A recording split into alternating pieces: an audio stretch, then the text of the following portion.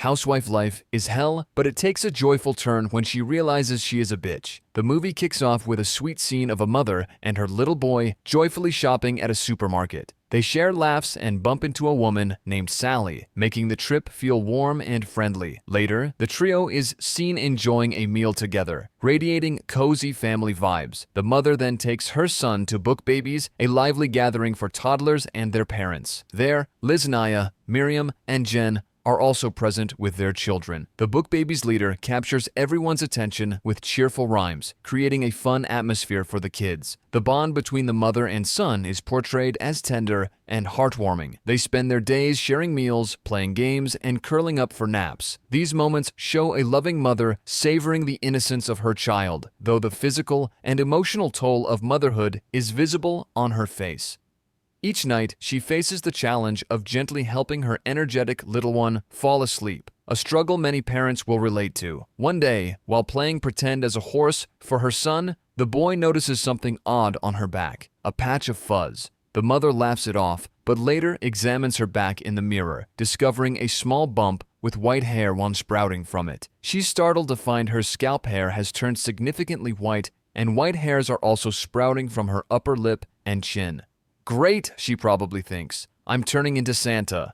When her husband comes home, their son rushes to greet him with a big hug, and the family spends time together in the kitchen. Later, the woman tells her husband about the strange changes happening to her body. The day leaves both parents so exhausted they collapse into bed. Their energetic child, however, is wide awake and ready to party. Frustrated, the mother asks her husband to handle their son. The father manages to soothe the boy temporarily with a pacifier, but falls asleep himself. Naturally, the child starts crying again, leaving both parents at their wits' end. The next morning, tensions rise when the husband complains about his wife's behavior the previous night. The woman, trying to lighten the mood, jokingly refers to herself as a Nightbitch, a comment that's as funny as it is relatable to overworked parents. Before leaving for work, the husband tries to reassure her. He tells her not to stress about her appearance and suggests creating a structured schedule for her tasks, as if running a household is like clocking into a 9-to-5 job. Her irritation spikes, and she imagines slapping him. Instead, she forces a smile and bids him farewell like the patient, loving wife she is. She's definitely rolling her eyes behind his back. Later, the mother takes her son to the park, where they enjoy running around together. A pack of curious dogs approaches them. The boy, puzzled, asks whose dogs they are, noting that their family has a cat at home instead. The dogs bolt, and the mother and son give chase, laughing as they tumble onto the grass, exhausted. Lying there, the mother's thoughts drift to her childhood. She remembers how her own mother was a talented singer in Europe, almost achieving fame before giving it up to care for her children. The bittersweet memory lingers as she reflects on her current life. Back home, she sets up an art activity for her son, offering him a plate filled with vibrant colors. What starts as a fun project quickly turns into chaos. The child gleefully uses his hands and feet to paint, covering not just the canvas, but the walls, the furniture, and himself. He ends up looking like a walking rainbow. This scene doubles as an ad for industrial strength cleaning supplies. The mother tries to stop him, but her little artist is on a roll. When he slips and falls, he just laughs and keeps painting.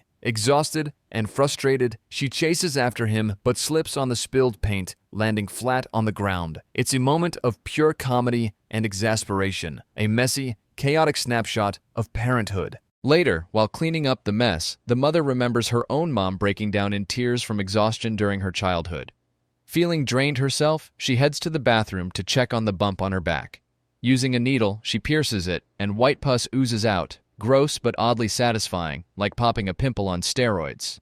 Digging further, she pulls out a clump of hair, leaving her feeling both horrified and confused. She notices an old newspaper clipping featuring her as a renowned landscape artist. Nostalgia washes over her as she recalls her mother's culinary skills, remembering how she used to expertly prepare healthy meals. That night, as she falls into a deep sleep, she's suddenly startled awake. Walking outside, she sees 3 or 4 dogs sitting in the yard. Strangely drawn to them, she sits down, and they begin licking her face. The surreal moment leaves her feeling both confused and oddly comforted. The next morning, she shares her bizarre dream with her son while preparing breakfast. Her child, unfazed, picks up a dead rat from outside and brings it to her, because every parent dreams of receiving such delightful gifts from their kids. She chases after him, horrified, only to discover a disturbing scene in their backyard, a horrifying collection of dead animals, from birds to rabbits, scattered everywhere. Grabbing her son, she rushes back into the house, shaken to her core. Determined to make sense of what's happening, she visits the library and asks the librarian, Norma, for a book about women transforming into animals. Norma hands her a book labeled Mythical Ethnography, and the mother dives into it, finding a strange sense of peace. As she reads, she imagines herself soaring through the air like a bird, free and weightless. Later, she takes her son to a food court, where she surprises herself by buying an unusually large amount of meat. They dig in, but when their forks break, they start eating with their hands. The mother devours the food like an animal, growling and making loud noises, much to the shock of the other diners. Her son eagerly imitates her, turning the meal into a spectacle. Dinner and a show. What more could those diners ask for? Norma appears and joins them, growling playfully with the child.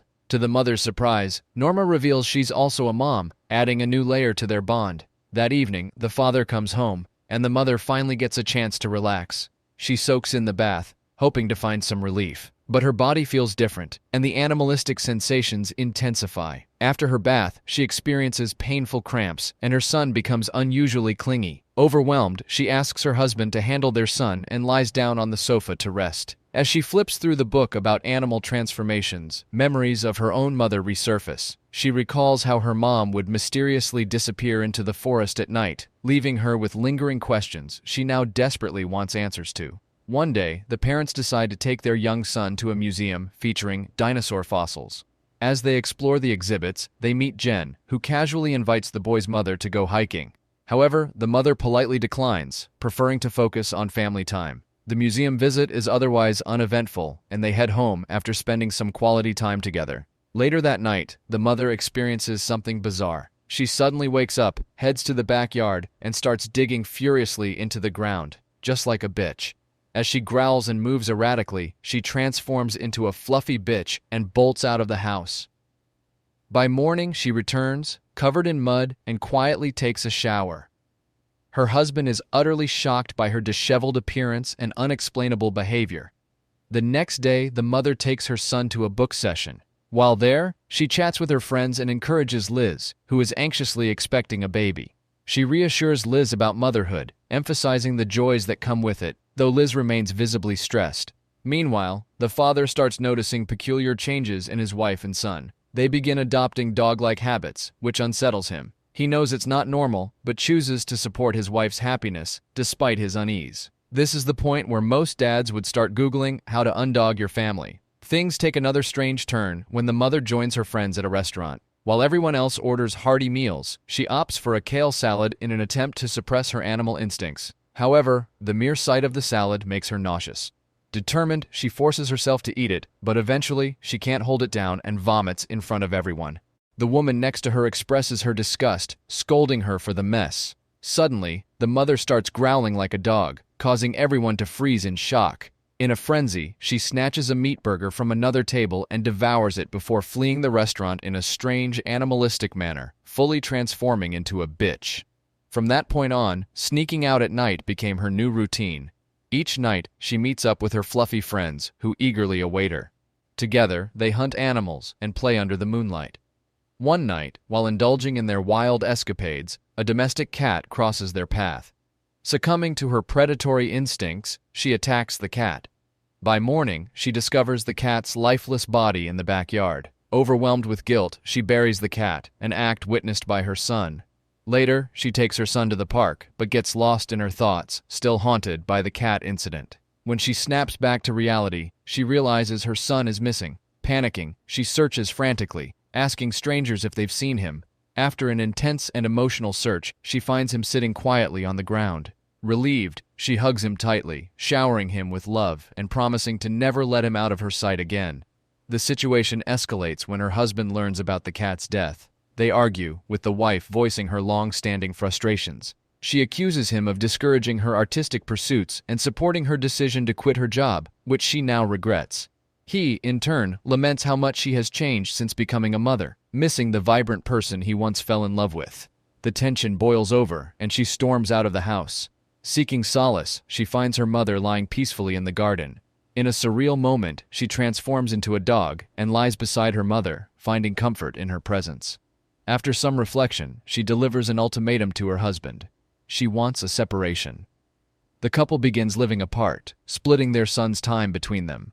While the mother embraces her newfound freedom, focusing on her artwork and personal growth, the son struggles to adjust to life with his father. He becomes uncooperative, even throwing his father's homemade pasta on the floor in defiance. That's one way to say, "Your cooking needs work, Dad." Despite the challenges, the mother thrives. She resumes exercising and creates art that reflects her journey, featuring themes like cats, dinosaurs, and more. She also takes her son on hikes with friends, strengthening their bond.